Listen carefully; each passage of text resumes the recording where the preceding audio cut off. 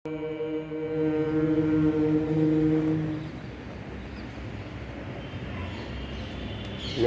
ఆర్యవేద ప్రచార సంఘం గాజువాకలో కార్తీక పౌర్ణమి సందర్భంగా యజ్ఞం చేశాము.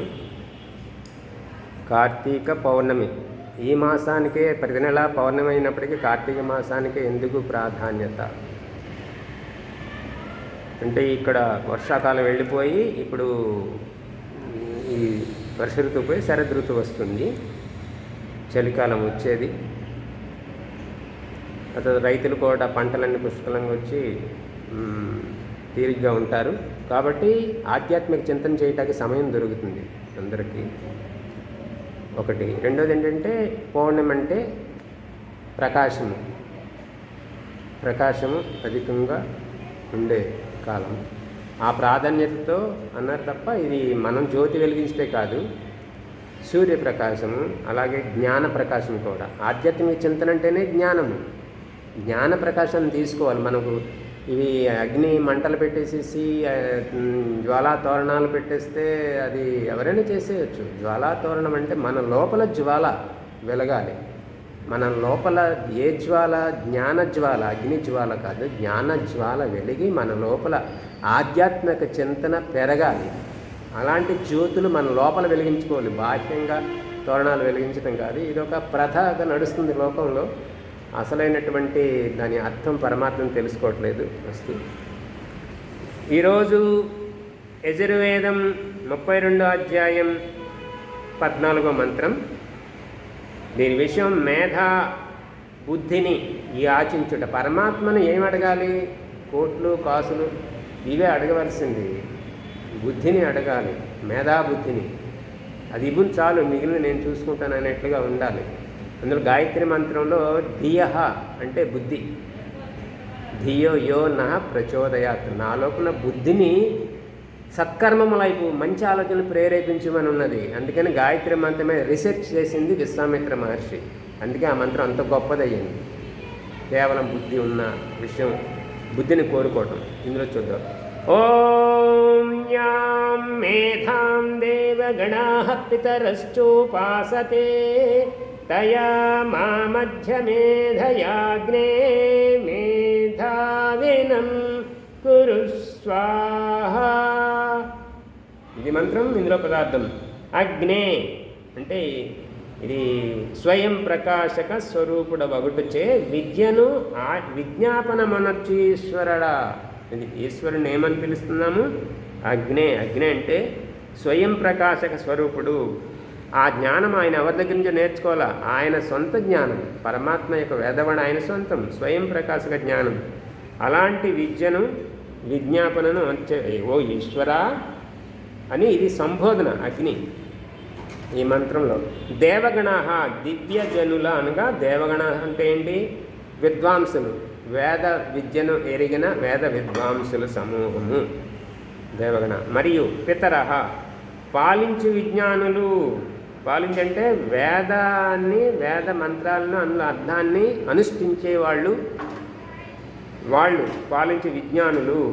యాం ఏ మేధాం, బుద్ధిని, ఏ బుద్ధిని, ధనము బుద్ధి లేదా ఐశ్వర్యము. ధనం అంటే బుద్ధే ఐశ్వర్యం.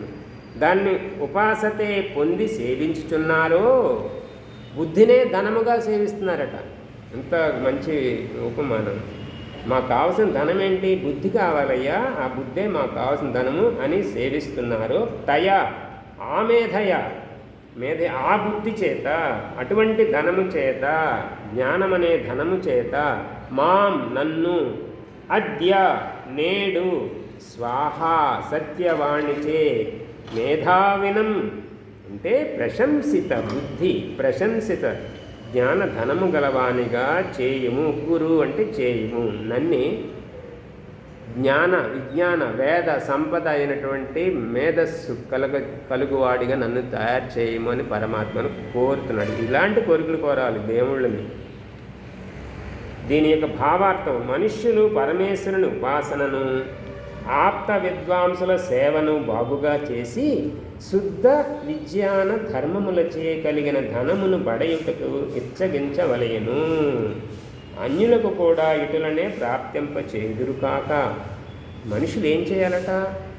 ఆ పరమేశ్వరుని ఉపాసన అంటే ఆ పరమేశ్వరుని చిత్తం లగ్నం చేసి ఇతర విషయాల్లో లేకుండా చేసి ఆయనను ప్రాప్తింపజేసుకోవటం అంతరంగంలో.